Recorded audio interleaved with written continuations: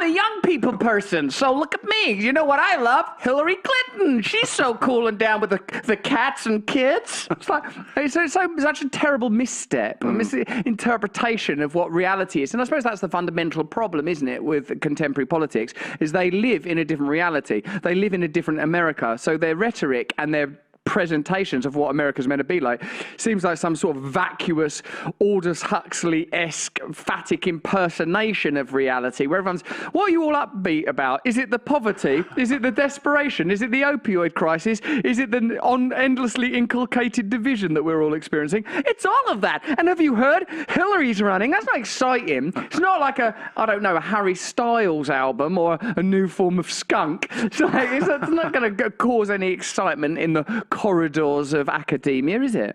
Running again? I know, I heard that's so crazy. This is wild. She's running again. But it's not wild at all, is it? Because how many times has she tried now? It's just, the response would be, really? Again? Why? You know that woman who spent her whole doggone life trying to impose herself on us, whether it's by crushing the aspirations of Bernie Sanders, who was a populist representation of a traditional leftist movement, or whether it's sort of clambering over the complications, should we call them, in her marriage, or whether it's starting up the Bill and Melinda Gates Foundation. Making up lies about Russia and Donald Trump. Lying about Russia and Donald Trump. You know that sort of relentless force for power that potentially has got all sorts of expressions in forms that would we discuss that ever only on Rumble? Like some of the, should we say, the statistically high number of people that have taken unusual decisions after knowing the Clintons. Should we just call it that? Is that euphemistic enough? Well done. Yeah. Hey, look who's running again. Look who's running people into an early grave. It's the Clintons. Again, that could just be euphemistic. Yes, and it was. It was. Not only could it be, it would it be. It was.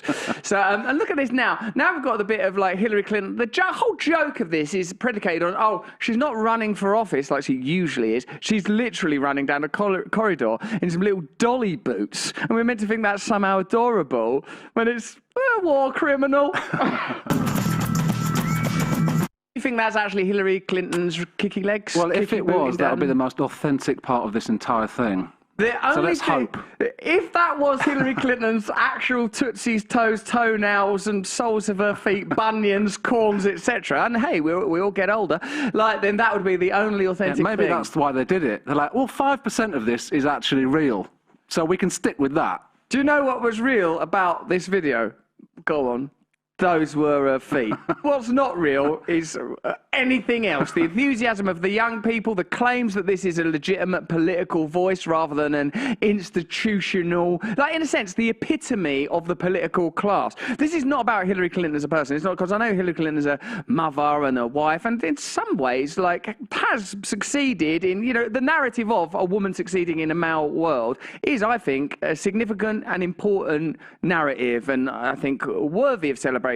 But what also has... That she didn't get involved in any bombings, I would imagine. Oh, God. To tell the truth, if you've got involved in loads of bombings, that would undermine the whole you go girl, woman succeeding in a male world. I'd say, look, that is good, but I also want to consider if there's been any bombings, if you've funded bombings, if you've voted for wars, if you've accepted money for war criminals, if you've acted in ways that are undemocratic, we're going to have to include that in the story. But so far, we don't know if that's true. All I'm seeing at the moment is some authentic little tootsies running down a corridor. Here I am. Hillary, you're running again. Well, I sure am, Karen. I just got here early for the new class we're teaching together on foreign policy decision-making. Okay, well, what are those decisions? Bombs? Of course. That also isn't a good enough joke, is it? The word running primarily means to move at pace, perambulated by your legs. It's not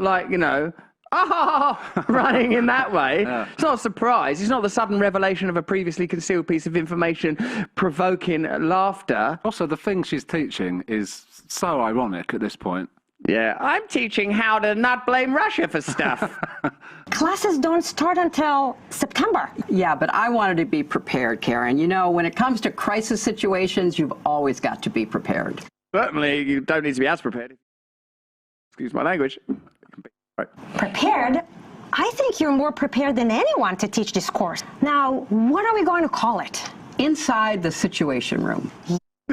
annoy you just as some words inside the situation room? They're so pleased with itself. Oh, I'm inside the situation, the room where it happened. It's such a post-Hamilton, pleased with itself, liberal bit of crap. Yes.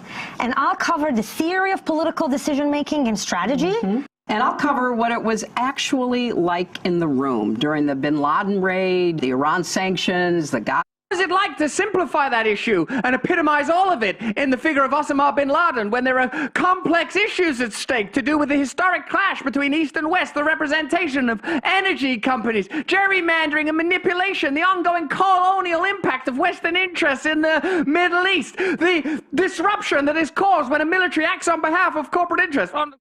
Out of the room! Get out of the room! I'm just going to run out of here. Look who's running again! It's Hillary. She's running away from the running truth. from the students. They've got questions. She's changed into some rollerblades. Inline ones, the nerd. A ceasefire, you name it. Okay, but are you ready for whatever questions the students throw at you? Bring it on. Okay, let's go. Here are some of those questions.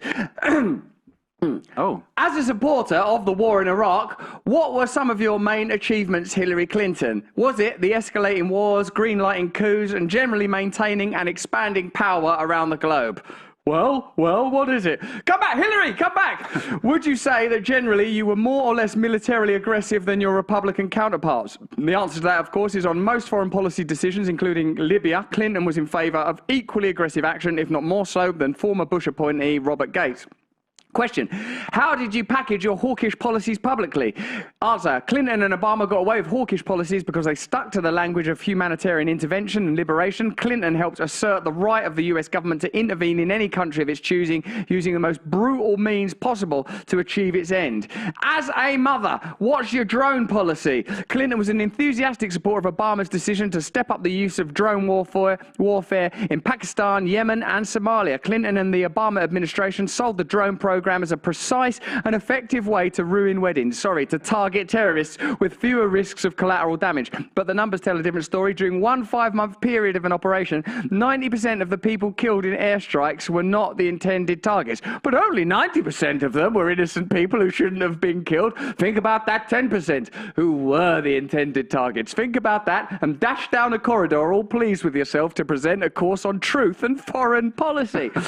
What was your relationship with the military-industrial complex, Hillary? That's one question. God, bring it on. This is a question I'd love to see answered. What's your relationship with the military-industrial complex? As Secretary of State, Clinton made it her business to make sure the world was open for US business, from securing defense contracts for Lockheed Martin to brokering deals to build nuclear plants for Westinghouse. Clinton and her ambassador CEOs traveled the globe to bring foreign governments and US companies together. We have to position ourselves to lead in a world where security is shaped in boardrooms and on trading floors as well as battlefields, Clinton said. Surely you didn't take donations, though, from military contractors.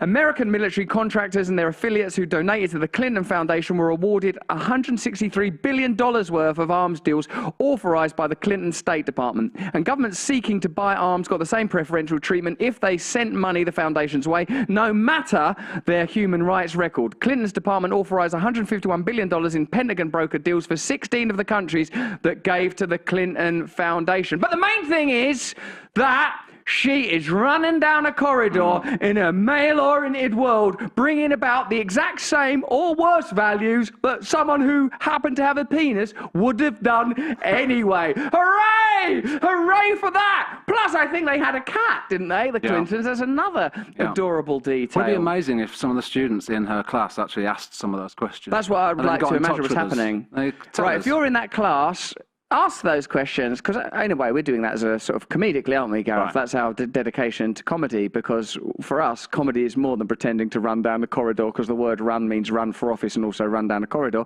What would be lovely, from a sensible, serious perspective, is to actually hear those questions answered. Like, it would come down to things like, well, the system is essentially set up in this way, so you have to accept these donations. Ultimately, I think the answers to those questions would leave you quite dispirited with the state of modern democracy and American globalism. I certainly don't ask any questions about the war in Ukraine off the back of that. Just, that's the past, And what's going on now is a completely entirely different thing. What I like about the present is it has no relationship to the past, has none of the same players involved, none of the same institutional interests, and certainly isn't founded in the same mentality that brought about those exact problems. It's not the same businesses, companies, profit motives, everything basically exactly the same. Some of the same rhetoric where you could literally, like that thing, whereas they take Harry Potter characters and Star Wars characters and just go like, Harry Potter, Luke Skywalker, is met by an elder who's a bit of a mystic, Hagrid, or Ben Kenobi. Ultimately, they have to fight their father, Darth Vader, Voldemort. They go to a place to learn to become a wizard, Jedi. So you could just change the names. That's what a system means, is it operates in a particular way regardless of the personnel that inhabit it, even if that personnel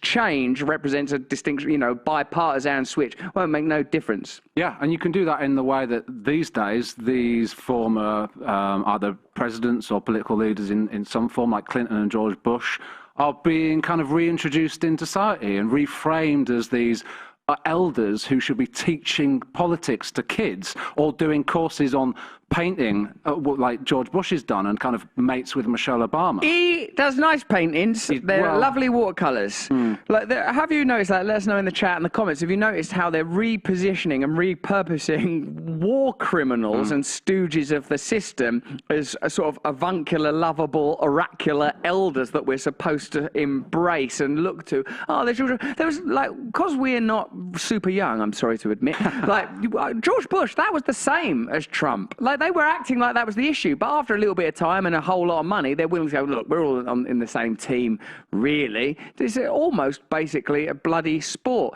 And this is when something like the ongoing corruption in the world of big pharma becomes incredibly relevant. And we're not even talking about the craziness of the pandemic. We're talking about big pharma's relationship with the state, a relationship it achieves not only through making huge donations to both parties, not through the enormous amount of money that it spends on lobbying and people in Congress that own stocks and shares in the companies they're meant to regulate, but a kind of a broader mentality that it is more important to serve corporate interests than to serve the interests of ordinary Americans who are paying too much money for drugs that they funded the development of, drugs that are sold abroad at a profit by those drug companies, even when people are writing letters about family members dying of cancer for the want of drugs that cost up to $180,000 a year in the case of one prostate cancer drug. The kicker, though, is that they're sold abroad much, much cheaper. Absolutely, because they've been developed by America, so they're exportable and they're profitable in a way they would never be if you hadn't taxed the Americans both emotionally, spiritually, and literally financially. To watch Joe Biden use the familial, folky rhetoric of a kind of sort of uncle in dungarees chewing on a bit of straw, kicking back on the stoop, sharing home truths with you, part of the heritage of Twain, some pastoral image of the great patriarch, and that's what we look to, isn't it? We look to our leaders as a kind of father or mother figure, some patriarch, elder, some chief, and they use the folksy rhetoric to evoke that kind of atavistic response, all the while acting as the, in this case, disgusting stooges of profiteering corporations. Have a listen to this. It's going to knock your little socks off. We'll help you get them back on again, but a surcharge. Have a look. Too many of you lay in bed at night like my dad did, staring at the ceiling, wondering what in God's names happens if your spouse gets cancer. What are you going to get money to pay for those medical bills? And Kamala Harris at the back is going, where's he going with this? Sometimes... Or is she just going to sleep in this case? I mean, I think with Kamala Harris, I don't know what her inner life is like. I do remember in the primaries, there was a minute, unless this was propaganda, where it seemed like Kamala Harris sort of confronted Joe Biden about, hey, your record on race issues ain't so good, and really had him on the back foot and seemed like an angry sort of firebrand woman that was really going to shake things up. But as is often the case, once in a position of some authority, her morality was usurped by expedience.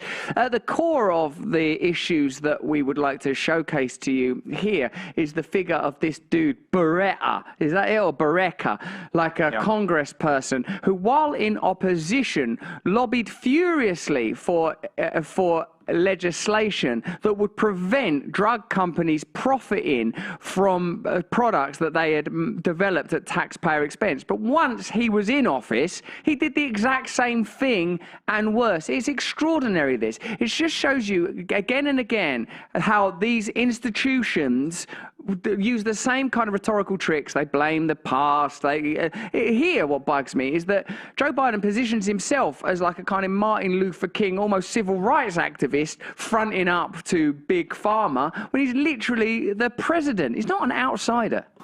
Or you're going to have to sell the house or try to get a second mortgage on it. I get it. I get it. With the Inflation Reduction Act that I signed into law, we're taking on powerful interests to bring healthcare costs down so you can sleep better at night with more security. Even right, so the idea of taking on powerful interests, that sounds like odd rhetoric for a career politician who's currently the commander-in-chief of the United States of America.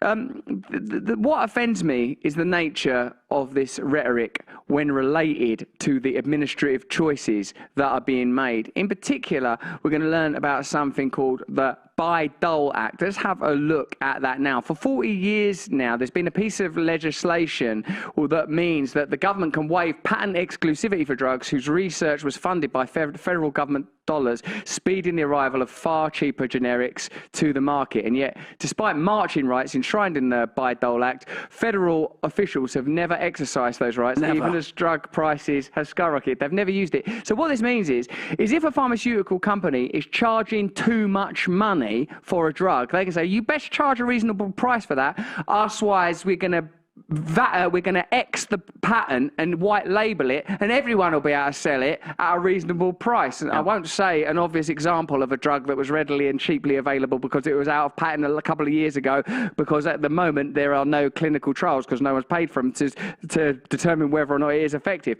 So that's a brilliant piece of legislation. The point we're making here is even when within the corrupt machine of government there is a piece of legislation that could be utilized in the service of people that are suffering, in this instance people who have family members or are themselves suffering from cancer, then it is not utilized primarily because of lobbying and the amount of lobbying dollars that are spent preventing the Bayh-Dole Act being used. Yeah, so this is when they can rescind the patent when a medicine is not available to the public on reasonable terms.